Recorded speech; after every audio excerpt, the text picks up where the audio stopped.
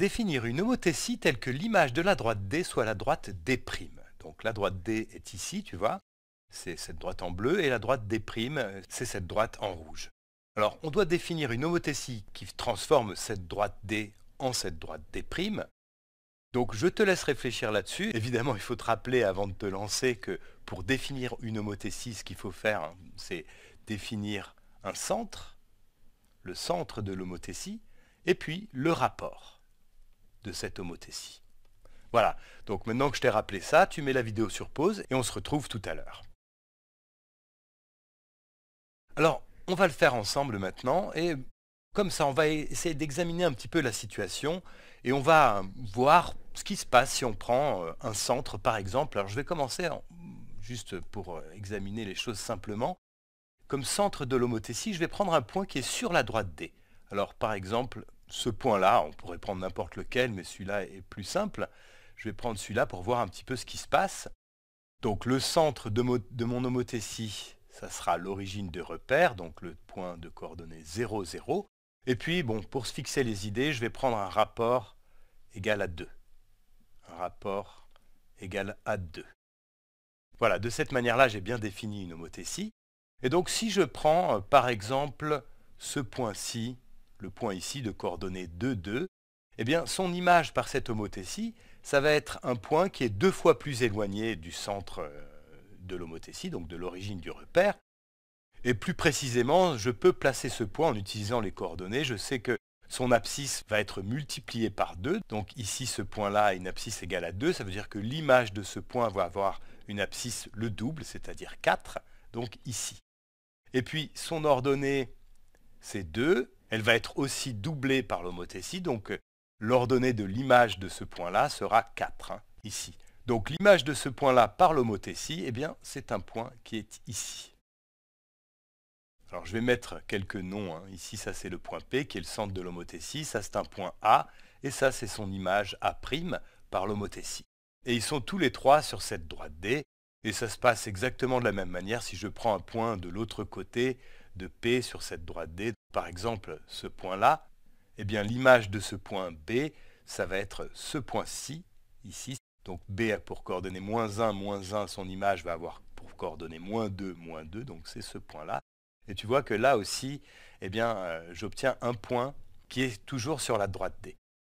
Ça veut dire que si je prends comme centre de l'homothétie un point de la droite D, alors ici j'ai pris l'origine, mais j'aurais pu faire le même raisonnement avec n'importe quel autre point de la droite D, ce qui se passe, c'est que l'image de D est la droite D elle-même, hein. En fait, la droite D est invariante par une homothétie de centre, un point de cette droite. Donc dans un cas comme ça, je vais avoir que la droite D est invariante. Alors si elle est invariante, évidemment, son image n'est pas la droite D', qui n'est pas confondue avec la droite D. Donc le centre de l'homothétie ne peut pas être un point de la droite D. Et il faut remarquer que tout ce que je viens de dire ici ne dépend absolument pas du rapport. C'est-à-dire que si je prends une homothétie avec un centre sur la droite D et un autre rapport, n'importe lequel, eh bien la droite D restera invariante par cette homothétie. Donc le centre de l'homothétie qu'on doit choisir ne peut pas être un point de la droite D. Ça, c'est déjà une indication. Alors je vais choisir un autre point. Par exemple, je vais choisir celui-ci. Alors je vais t'expliquer pourquoi je prends celui-là. Je vais mettre le centre ici.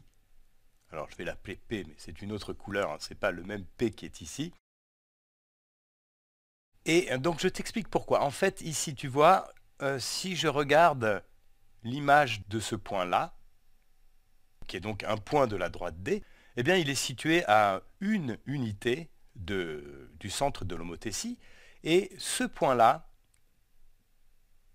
ici, eh bien tu vois qu'il est situé à 3 unités du point P, hein. Donc ça, alors celui-là je vais l'appeler A, hein, c'est plus, oublie ce qui est en orange, hein, ce qui était le cas qu'on a exploré avant et qui ne marche pas.